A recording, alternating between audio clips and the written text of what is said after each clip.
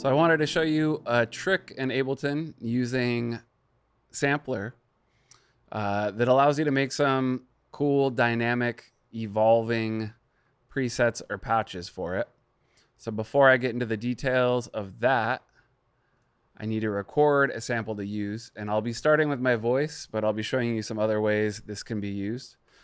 So I'm going to be recording myself singing a C note and then changing the way I'm singing that note to, affect the character and tone of my voice. I want it to be exactly in C and not be pitchy and moving around, because once you start changing the pitch when you're playing it on Sampler, that might affect the quality or how it sounds. It might sound out of tune. So I'm gonna use a free auto tune plugin called M Auto Pitch.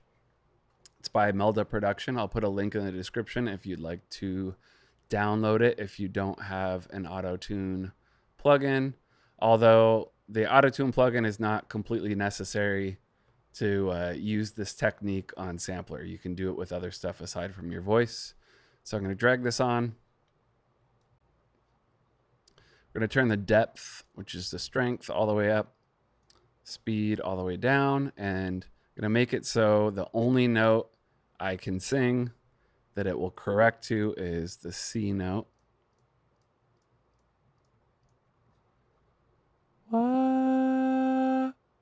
So I'm going to sing, make a little sample.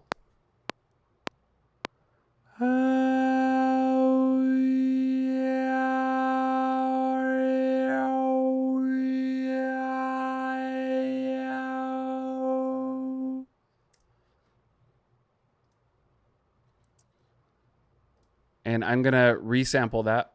So we have it with the auto tune already bounced into it.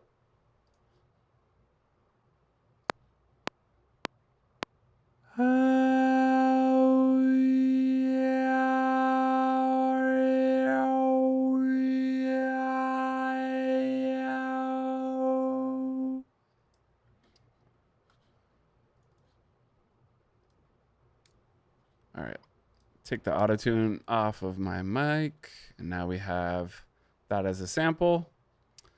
I'm gonna throw it into Sampler here and adjust the start time so it's not during the silence. And let's turn the volume up, make sure it's loud enough. Add a little release. So if we look at the playback here, you can see every time I'm playing it, it's starting at the beginning, which is kind of boring. So we're going to go to MIDI, then go to the velocity section right here, go to sample offset, and turn it up to 100. Now if we go back,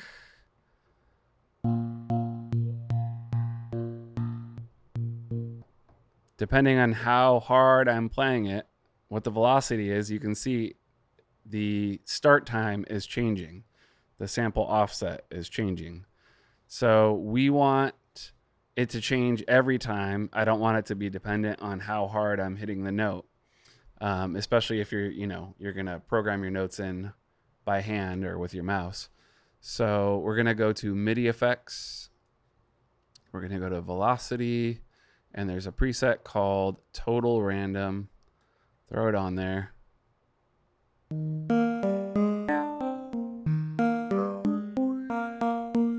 So now every time we hit it, it's going to be a different velocity and it's going to start in a different place. And then we're also going to adjust our attack in the filter section here, just so we don't get those clicks.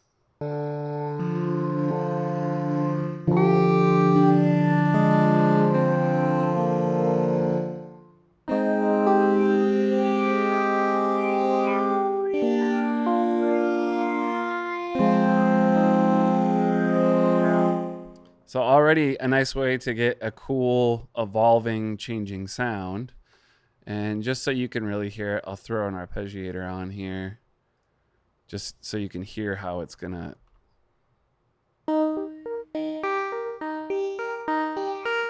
If you look at it, you can see it moving around.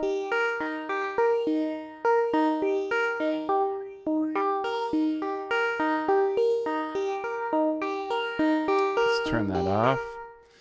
So, nice way to get a changing sound. Now, that's just using my voice. But if you start to think, there's tons of other things you could do. So I'll go over a couple different ways you can use this and talk about, some ways that work better than others. So let's go ahead and get some of that set up here. All right, so here's another way you can use this technique. Grab any synthesizer in Ableton and scan through the patches, find ones you like, or the presets rather, and just record a bunch of different C notes from different synths, which is what I've done right here. I'll show you what these sound like. I've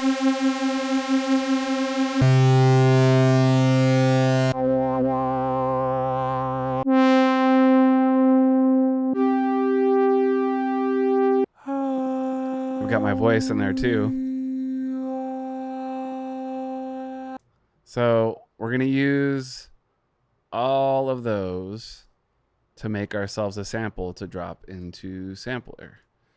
So what we're going to do is we're going to select all of these. And then we're going to drag them into, I have two audio tracks right here that are in a group. So we're going to go over here and we're going to drag them into the sample track 1.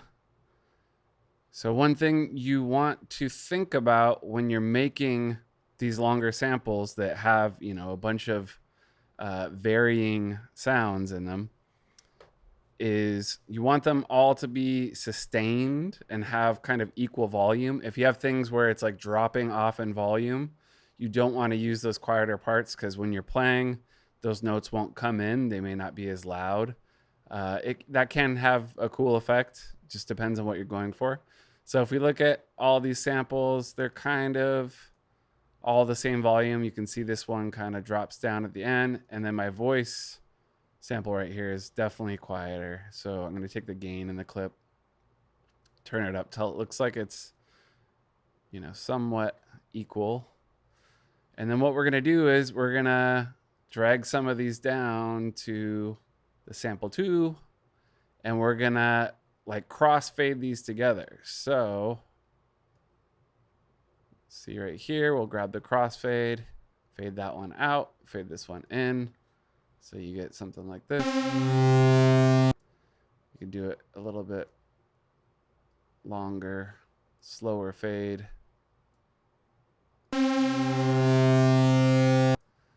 And so we're going to do that with all of these samples. So we have one long piece of audio with no silence in it, and where these are kind of slowly morphing into each other. So drag this one over, rinse and repeat.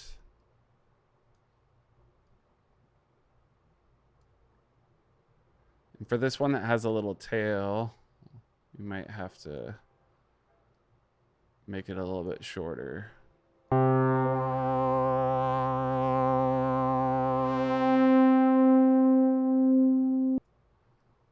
I'll have to push this one up here so we have a little bit more to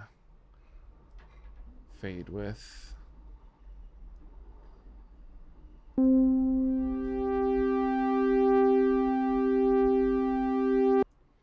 then we'll grab my voice. Let's put it about here. Let's make this more of, excuse my train.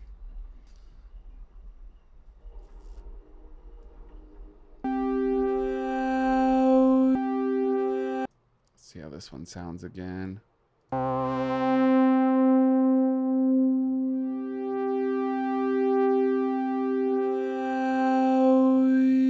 Perfect. All right. So what we're going to do now is we're going to resample this group. So we have all of these pieces of audio in one clip. So I have my resample track right here. We're going to grab from the group, and then we're going to make sure we start at the beginning here.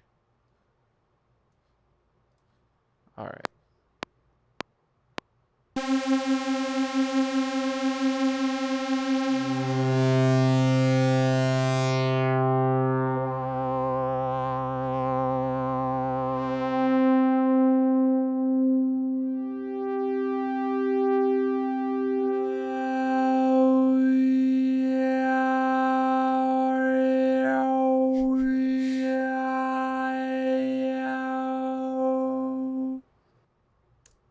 All right. So depending on, how long each sample is, the longer a sample is in the context of, all the other samples, it's probably going to happen more, even though we have that random velocity thing happening, just because, it's going to be majority of the sample that you're dropping in. So if you want kind of an equal opportunity for all of those samples to pop in and it's a little bit more random, you're going to want to make them all the same size. So let's drag this into Sampler. And now let's turn our arpeggiator off.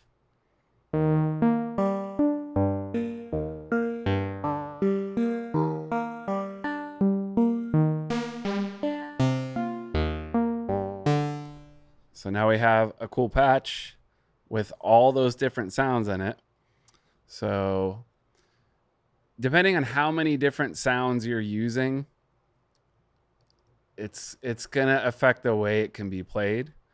You might want to keep it simpler, maybe only 3 sounds if you're going to be playing chords, and really think about how those sounds are going to sound, played on top of each other. So if I kind of play myself a chord here,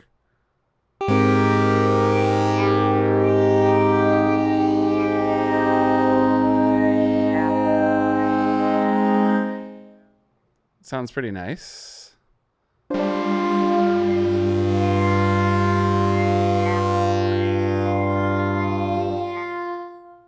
actually really like that.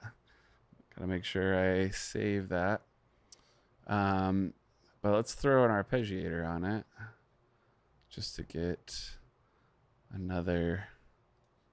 Oh, we had that vocal thing playing in the background. That's why we had so much of that happening. So let's go ahead and play a chord one more time. Ooh, that's loud.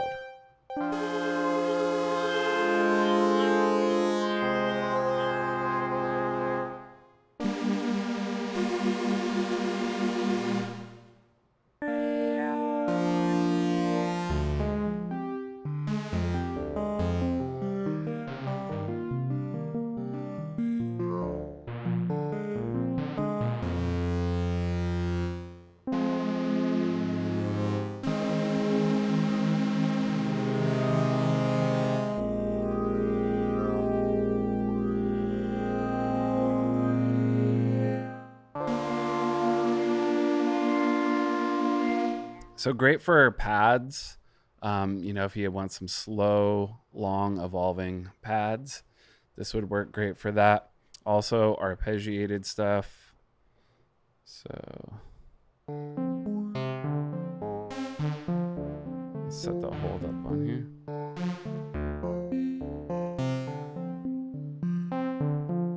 Give it another step up.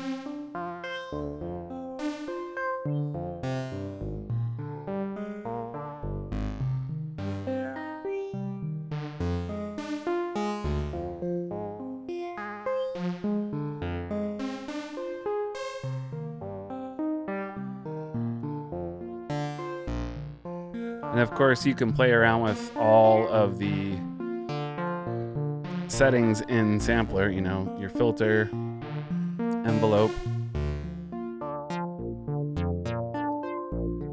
and kind of further mold your sound.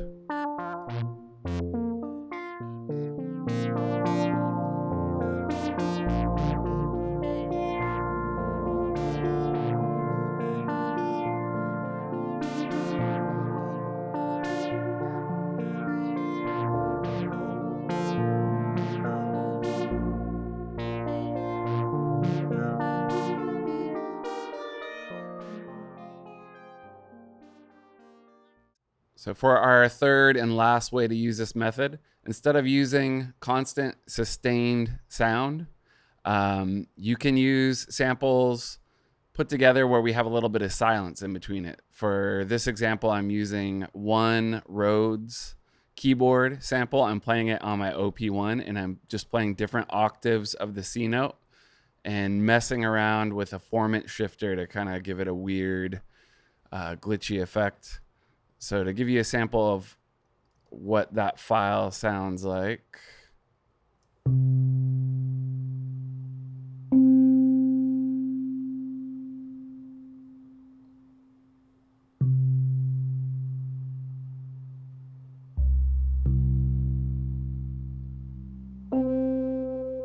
So quite a bit of, space in between those notes.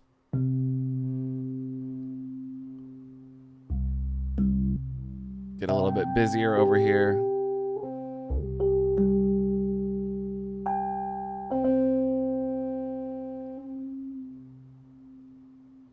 So I'm just kind of randomly playing these notes. It's not really in a rhythm. You could use a rhythm, I suppose, but the problem is once you start to play it and you're playing at different pitches, it's not going to stay in time to whatever tempo you're in. This is something I would use more for adding atmosphere, ambiance to a track. So let's hear it in our sampler.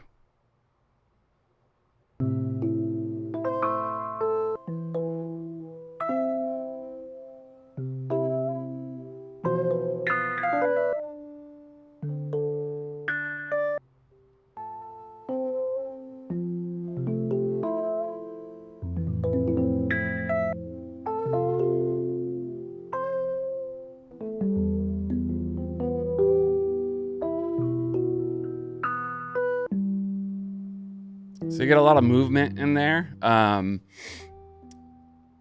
something you could use for every case in a track, but once again, really cool, unpredictable kind of way to make a patch that is going to be new every time you play it. So that's also something to keep in mind. If you're going to record MIDI for these, every time you play that MIDI back, it's going to sound different because it's cycling through that sample. So the best way to kind of record this stuff would be to resample it as you're playing and then go back through and pick the best bits out of that. So I hope that was interesting to you, something you can use. Go ahead and subscribe if you're enjoying what you're watching. This is my first foray into making YouTube videos. So if you have any suggestions, as to how I can make the content better or any ideas or questions you have, let me know in the comments. And thanks for watching.